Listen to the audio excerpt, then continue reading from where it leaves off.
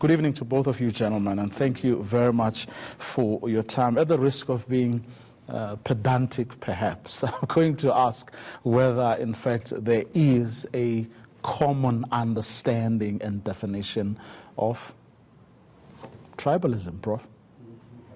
Well, it's a very old word, that one, and we didn't used to like it because it's like these words are primitive and so on. They are shocking and old-fashioned and completely out of. But I've become a bit sympathetic because maybe we do need to have a shock. Maybe it is something from the past, backward, so perhaps we could use a backward word. But, of course, we've always had these groups. In South Africa, we haven't had such severe problems really so much in the past. There was, if you like to say, a common enemy, a common identity of black people and the notion of being black, and then coming into black, African, and so on. But as far as the quarrels between Xhosa and Basotho on the mines or somewhere, we held those very much in abeyance while we were searching for a freedom for all of our people. And we get that, and things maybe haven't worked out for everyone, for a lot of people, the way they thought. And we turn at our neighbors, of course, starting with those who come from beyond the borders, saying we didn't liberate our country to give it to you. And then the guy next door whose language is different, because we get up in the morning angry and we don't know who to fight. Dr. Ngwana, what do we mean by tribalism? What is tribalism?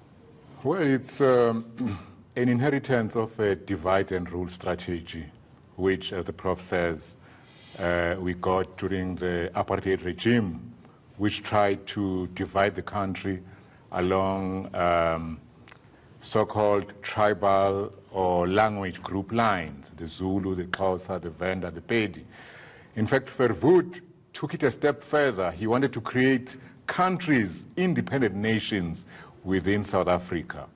So, and as the Prof says, the liberation struggled against that, and we united to fight against apartheid.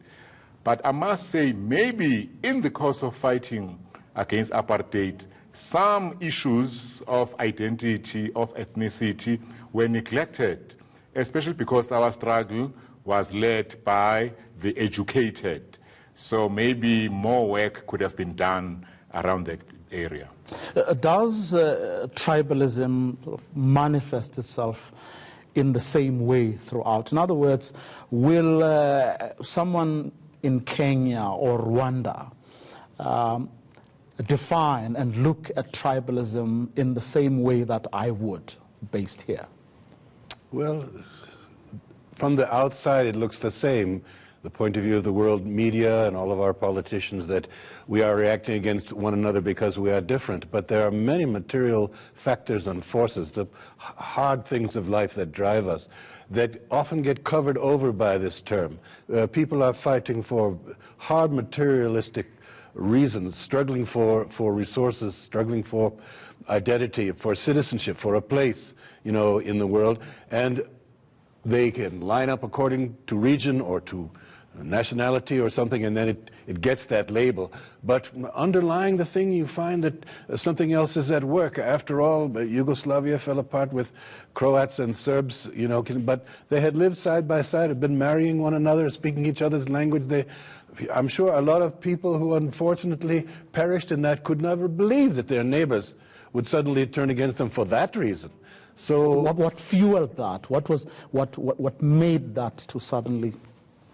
Well, can correct me, but when times are tough and you're looking for someone to blame, you look for ways to come together with your side and to motivate, in Rwanda, Burundi, with the Hutu and Tutsi and so forth. You gather together those who are supposed to be like you and see if you can exclude and eliminate, push aside those who are not. The expression, you hate us because you ain't us, kind of thing. And it's a vector which politicians of a rather poor type, rather, backward type, will use to get people organized, to build their power, and say that, we, are the real people of the land, just like Trump's people in America somehow. They are the only real people of the land, so we must have this and this and this. But we find in our discipline it's so often a cover story for other kinds of antagonisms and so on. And it's not like we're born tribalistic or something. You know, I don't wake up, go to school in the creche, and this other kid, you know, is an Arab, so I have to think what? I never thought that way as a kid. I had to become an adult to find out these things. So I think it's unfortunately a useful and a very evil political vector, which is used to excite people against their neighbor, when it's really often those above who are exploiting and diminishing them. And who may be responsible for the mess that people often find themselves in. In our case here in South Africa, what would you say, Tsakana, has been perhaps the most striking example of how tribalism was exploited and used by people who want power or whatever it is that they may have wanted to? Well, the greatest example is the one I've referred to of apartheid, where in order to dominate and usurp the resources of the Africans, they just said, you are not one nation, you are separate tribes, and even trying to have independent black states, the homelands, the Bantustans. So that was the biggest experiment in that. But I do agree with the Prof that actually the real problem are those on top who are actually benefiting, usually materially, economically, from suppressing the people. And then you get leaders, you know, liberators, freedom fighters, who come up with shortcut ideologies which don't unite the people but divide the people. But for a time, during the struggle against apartheid, we were united. And this is a good thing. Yeah, things are falling apart now because the dream is not being fulfilled, because the poverty of apartheid, the unemployment, the inequality, the racism is continuing. Which then brings me to the question of traditional leadership. I mean, in South Africa, traditional leadership, the institution is recognized and supported. And there are people who argue that it in fact entrenches tribalism. Just your thoughts, Prof. Oh, this is a very complicated one. First of all, our traditional leadership is a very resilient institution. It was there before colonialism. It survived colonialism, the British, the National Party regime. It will even survive our current government, I'm sure, because it is something so very deeply rooted in the way in which we relate to respect and to power and to, you know, the social structure of Africa and how it works. Now, the government would like to take them in so that they can, you know, control and contain and that, not that traditional leadership should be outside the system. But of course, the colonial government did that, and it made clerks and employees out of our chiefs, and people's faith in them you know, was reduced and it disappeared. We tended to see them as the handmaidens of the colonial and so on. And then we come in a new day, and now suddenly we revive something which we're not very, very sure is anymore what it was.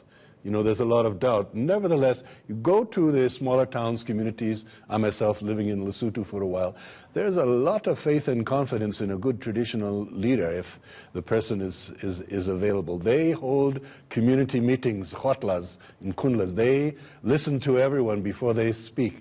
They bring down a judgment which helps to unite the community than setting people against one another. It's the first place that people go to. And some people will say, well, it's not that the chief has got the power, but who am I to go to get justice among my neighbors? Because I'm not going to fight my neighbors. I don't want them to be put in jail because they stole my chicken. I want the thing to be settled among us. And so they do that.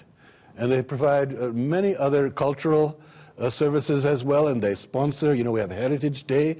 It's often at the great place of a chief where all of this dancing and celebration, and we remember who we are. So there's very much a place for them, but like any other institution which is a holdover from the old pre-colonial, colonial days, terrible abuses, mismanagement of it, and all those things.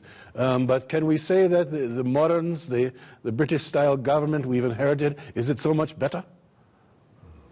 Now, it's interesting you say that, Prof, because there are ANC stalwarts, I'm sure you'd have heard this, who are up in arms over President Cyril Ramaphosa signing the traditional and Khoisan leadership bill into law. Now, the bill was approved by Parliament. By the time it gets to the President, Parliament would have approved. Now, it recognizes Khoisan communities and their leaders. But what's interesting for me is that the people who are opposed to it, among them are ANC stalwarts. And the single biggest argument that they are making is that it is going to allow the Khoi and San traditional leaders to have control over the land that is supposed to belong to the communities. Now, but then this is what is happening with all the other kingdoms that you get in the country. I find it interesting that the opponents of this particular law are citing tribalism above everything else. Well, look, as the Prof said, traditional leaders have got their good and bad side. But I think so far we've seen the bad side, where the people are actually marginalized and they lose control over their land, their wealth.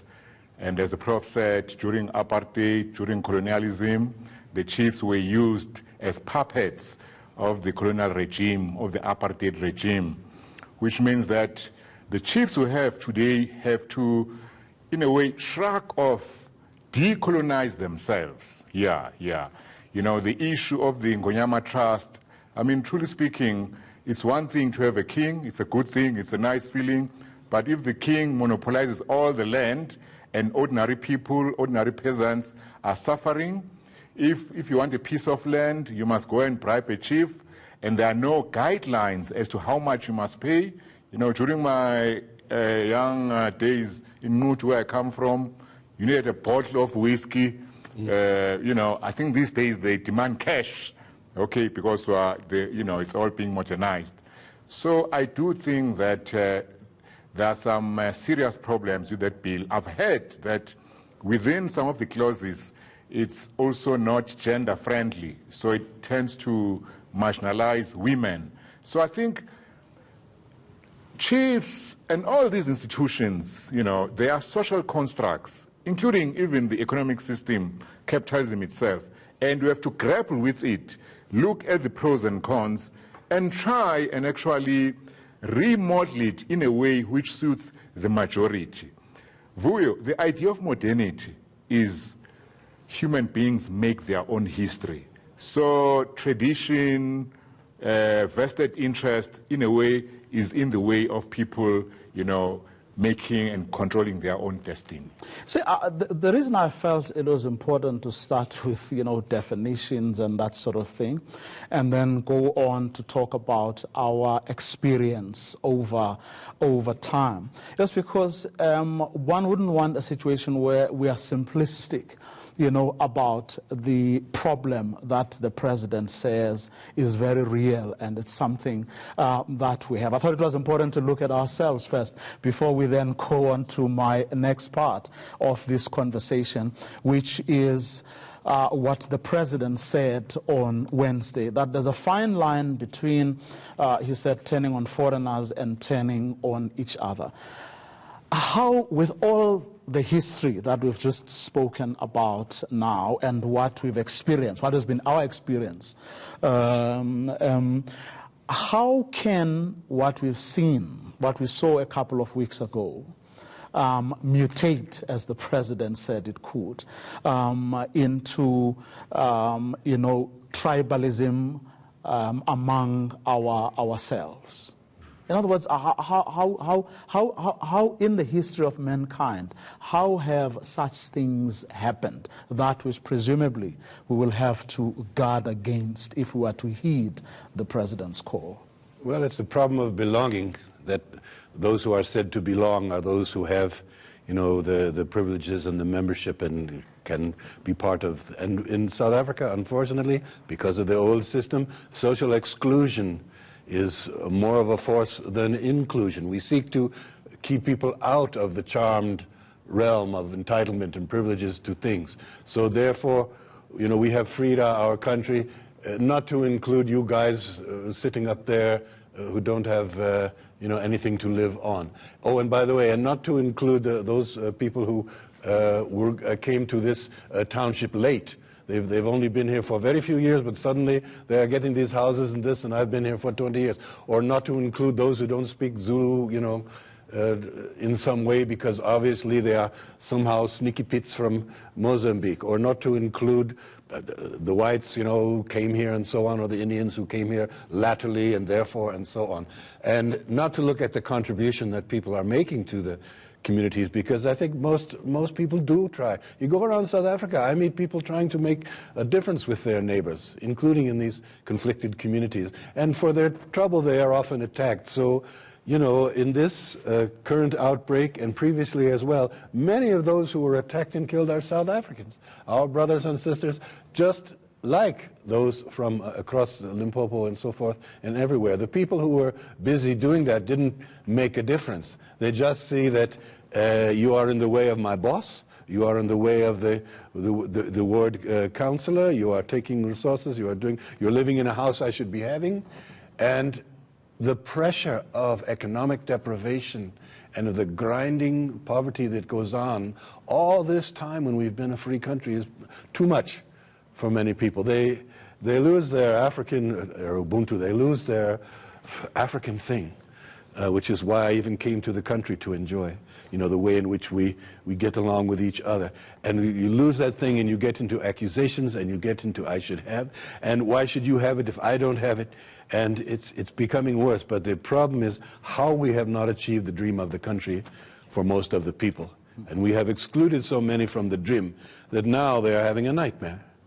Now, looking at you know, communities that have been more successful, perhaps, at you know, nipping the problem in the bud, or where it occurred with perhaps disastrous consequences, they were then able to sort of find themselves and deal with it. I mean, Rwanda is often an example that gets cited. What have those who have been successful at dealing with this problem done? What have they put in place? How have they dealt with it? What is research and history telling us? Well, firstly, it's to acknowledge the problem, yeah, because in South Africa, for example, we've got this problem where people say there is no xenophobia, it's crime. So if, you know, you're saying you start with definitions, if you define it out of existence, how are you going to study it and address it properly? Now, in Rwanda, no one could deny the problem.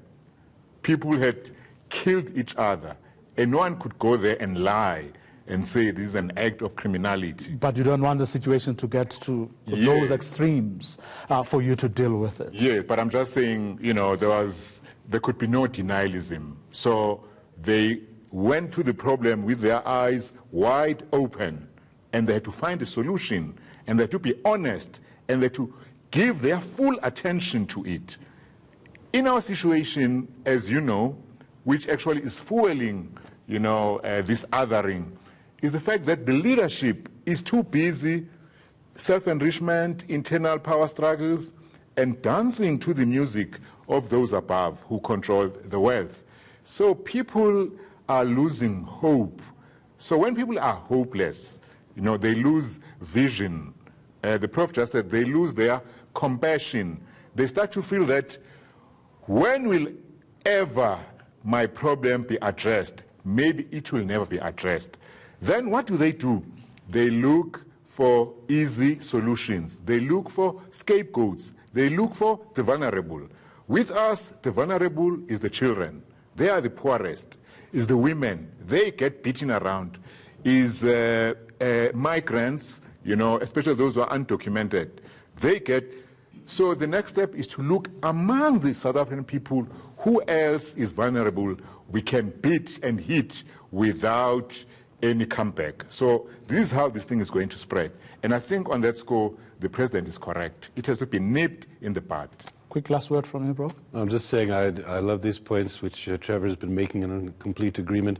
But, you know, all sectors of our society are affected. I know for a fact that many of the people who were arrested by police and beaten had papers. And the police look at these papers and woof, off they go. And then they are taken as now, you know, those papers are no good or whatever, whatever. Because if you want me to leave you alone, I should be paid something for you to have that, you know, taken to police station and shaken down, and then you should pay for the privilege of being here among us, even though you have your papers. So we have, you know, become a cash on the barrel head. Oh, you want to come in South Africa? Pay for the privilege. You want to stay alive in South Africa? Pay for the privilege. You don't want to be robbed, raped, murdered. Pay for the privilege of being a human being. And it reminds me of kind of the old system where black life was illegal, and we had to pay. People had to pay to do normal things for their churches, their taverns and their sports clubs and so forth, to be left alone, to live a normal life. Now it's almost like we are doing that. We're having to pay to be left to pursue our normal lives, whether we are local or not. And frankly, look, some of our neighbors, they run here because of trouble in their country. Where are we going to run? Oh, well. Gentlemen, thanks to both of you for coming through. Thank you.